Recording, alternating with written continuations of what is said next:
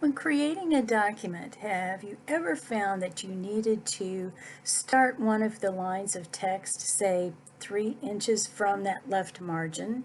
And have you found yourself going space bar, space bar, space, space, space, space, space? Or maybe you're slightly more advanced and so you use tab, tab, tab, tab, tab, tab. Well, there's a much easier way to start your text at that 3-inch mark, and that is called using tab settings. And in fact, there are several kinds of tab settings. Some will even help you create a table of contents. So today we're going to look at the tab settings as part of our third video that is looking at the paragraph group in Word. Hi, I'm Terry, one of the Consumer Technology Specialists for Mid-Continent Public Library, and let's start by looking at Word's ruler and how we can start adding tabs there. When you first open a blank new document in Word, you want to look under the ribbon here to see if you have a ruler. And if you don't, and it's possible that you don't, you want to go to the View tab, which was one of the far right tabs on the ribbon. Click View, and then in the middle of that particular ribbon, you have a Show Group where the very first choice is Ruler. Well, we can click in that checkbox, and now the ruler shows below the ribbon. And the ruler shows you, for example, the left margin. It shows you over here on the right where the right margin is and where your text is going to end. If I go to the far left, I even have a vertical ruler that shows me, again, the top margin and all the spacing of in inches of where text might appear or where I might want to place a picture, for example.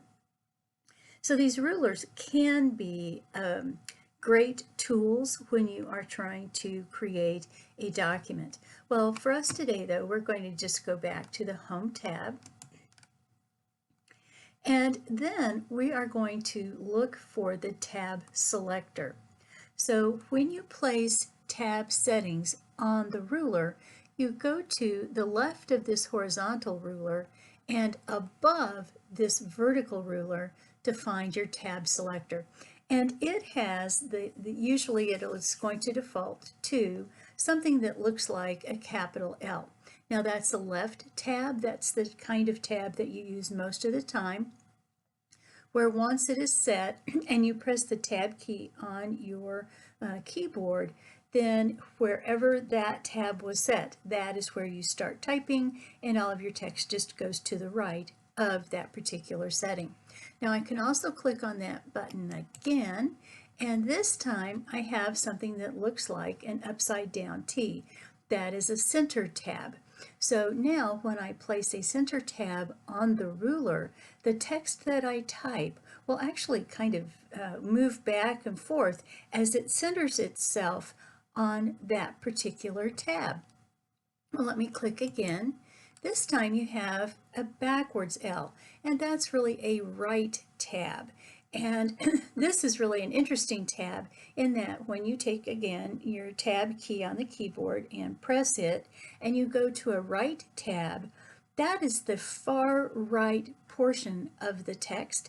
And as you type, the text actually comes in to the left of that tab. So it looks like you're kind of typing backwards. Really interesting setting there. Now we click this again, and this time we have another upside down T, but if you look carefully, there's also just a little dot. This is the decimal tab. So if you type numbers that have decimal points, the decimal tab will let you align numbers right on the decimal point for those numbers as you go down a column. Click again, and we have, well, it just kind of looks like almost a dot, but it's a little bit more than that. This is a bar tab, and what it does is it draws a vertical line for you. So some documents really like to have a vertical line going down the page. This is one way to get that as you're typing. Then when we click again, we get something that is the first line indent. And you'll notice that as I come over to the ruler, it looks very similar to this setting right here. And so for the most part, I think people don't use this one as much, but this would change the setting on the ruler that we just saw. And then if I click one more time, this time as I hover my mouse, it says it's a hanging indent. And again, you can see that that is again, something that is already on the ruler, and it just lets you adjust that default setting. For our first example, I'm going to add the tab settings, the tab stops, to the ruler first, and then I'm going to add text so you can see how that works. I always want to go over to my tab selector, and we left it at kind of an odd place in the rotation, so I'm going to click on the tab selector until I get what is usually our first choice here, the left tab. And that looks like, again, a capital L. Well, from here, I'm going to find the ribbon, and I'm going to click right at the 4th inch on the ribbon, and look at that. I've added a capital L, meaning that that is the first left tab. From here, I'm going to go back to the tab selector, click again, and the next choice is just, well, right in line there, so that's very helpful, and that is the center tab. And I want a center tab at 1 3/4 inches, so I'll click on 1 3/4 inches, and now you can see that little symbol at 1 3/4 inches. Well, I'm going to go back to a left tab, so I need to click on my tab selector until I can get back to that capital L. And this time I'm going to put it at 2 1/8 inches, and I've got that capital L. And then from here I want to find the right tab, so I'm going to click on that tab selector until I see the backwards L, and this time I'm going to click on 4 inches to set that tab. From here we have a few more to go, so I'm going to go back to my tab selector and click, and this time I'm going to find that little icon that has the upside down T with the dot, the decimal, and I'm going to put a decimal at 4 1/2 inches, and it shows up, even that little dot shows up on the ruler. And then we're going to go back to our tab selector, find the bar tab. We're going to put that at 5 3/8 inches. Sometimes you have to just kind of hold your mouth right to click right. And as soon as I put that on the ruler, see how I get that vertical line started? And then we're going to put in one last tab. And again, I'm going to go back to the left tab. So here's my capital L, and I'm going to go to 5 5/8. Sort of, I clicked off just a little bit, so I can grab that little icon and click and drag and move it so that it's precisely where I want it to be. Now I can go to the document and I can use my tab keys and type to put in the column headings. So I'm going to tab, and notice how my insertion point lines up directly with that capital L, and I'm going to type the first name, and then I'll tab over to the center tab and type middle initial, and you notice how it kind of moved back. I looked backwards, didn't it? Because it was trying to center those two characters over that particular tab stop. Tab again, and I'm going to type last name, tab, and watch this one because it's fun. Here is the right tab, and watch how I type what looks like backwards so that I can be sure that the end of my text lines up with that tab. So I'll type joined, tab again. This time we have a decimal, so I'll type dues. Now there's no decimal point here, so notice how that also moved to the left, but the far right of the word dues lines up with that decimal tab. I'll tab again, and really it just kind of skipped over the bar tab that's already made an appearance, and I'm going to type title. Now I'm going to press enter and type just one entry so you can see how this looks. So I'm going to tab again and type the person's name, Tyrone, tab, middle initial A, last name, Snyder, tab, Now watch as I type this one again, because it's going to look like I'm typing backwards. 2/4/1999. He's a long-time member, but notice how it's all lined up on the right-hand side of that right tab. Tab again, this time I'm going to put in $10 because they don't actually ask much of their members, but see how that decimal point lines up with that tab stop. Tab again, and this time I can type in his title.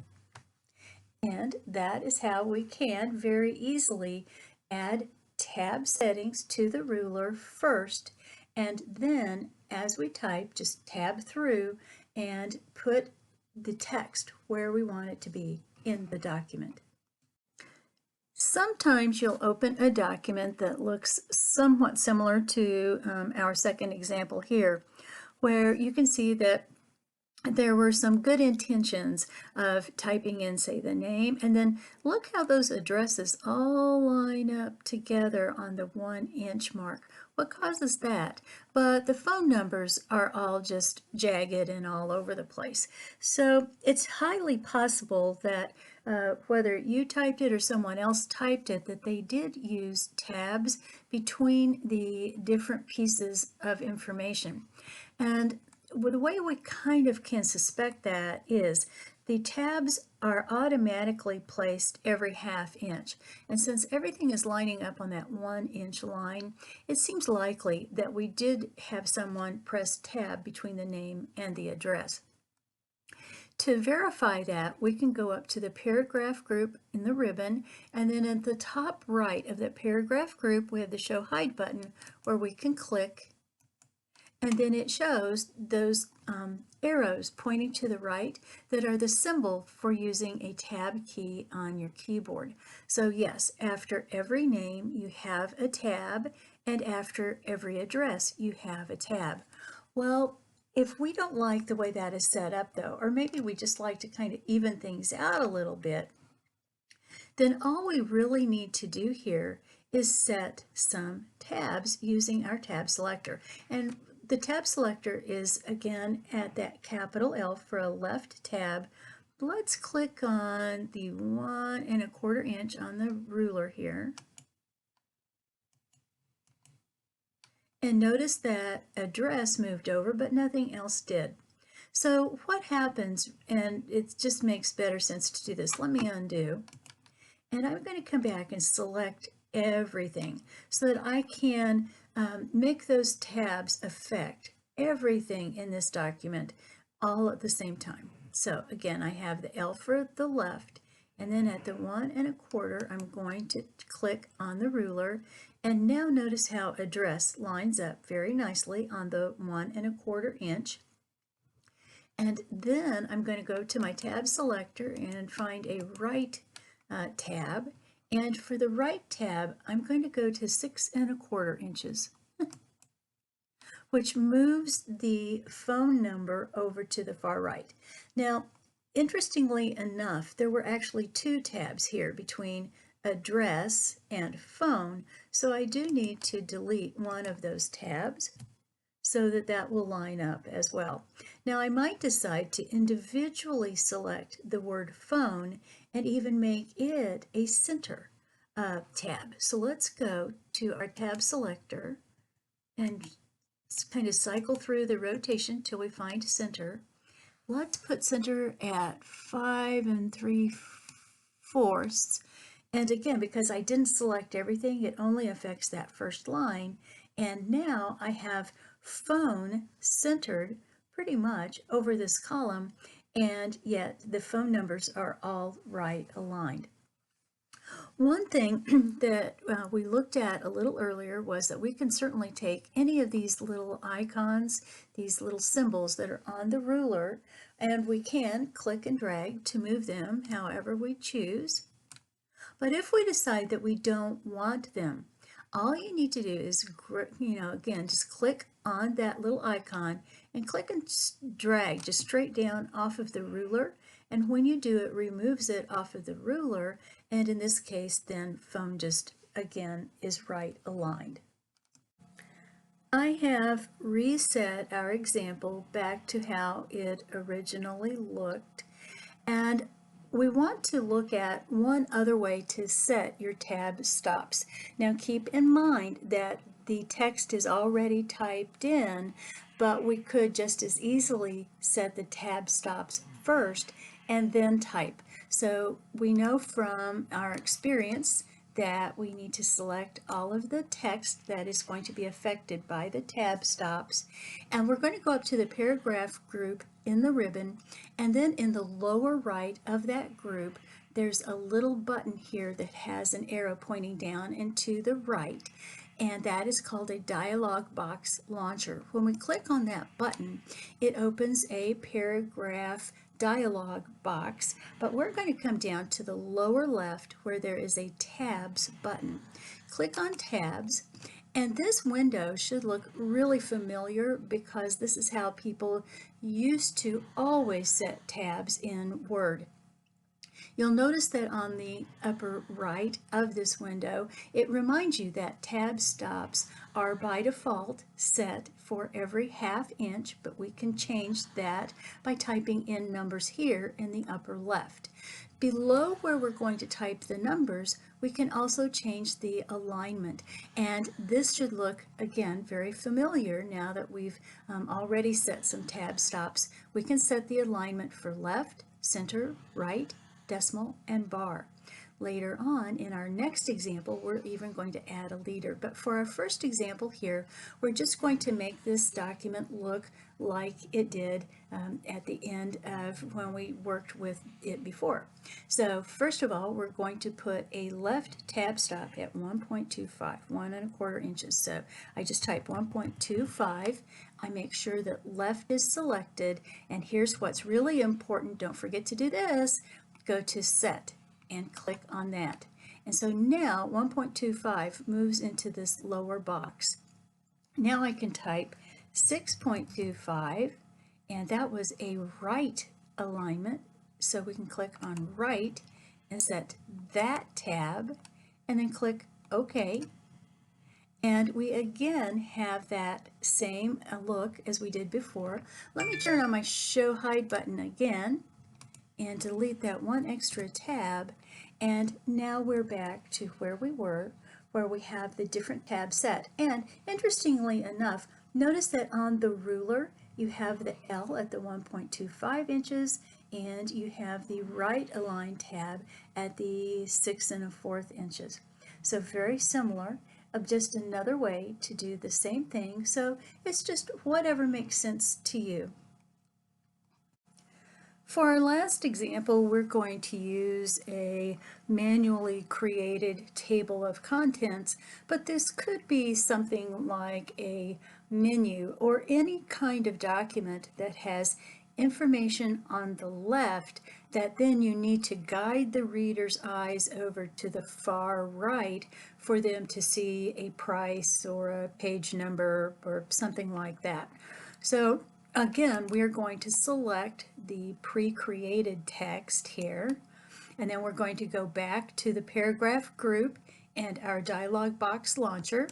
Click, come down to the lower left where we see tabs, and this time for our tab stop, we'll again put it at 6.25, and we'll make it a right tab stop. But this time we're going to go down and look at the leaders, and we can see that we can either put dots or dashes, or those are really underlines. So it's up to you and the format that you use. I remember in high school needing to type in those dot leaders and trying to line them up, and it's just dot space, dot space, dot space, dot space, and to think that Word just automatically does it for you is pretty amazing. Well, let's go with just sort of that standard choice here of the dots with number 2, and again we'll be sure to click on set, and then we'll say OK, and there we have it.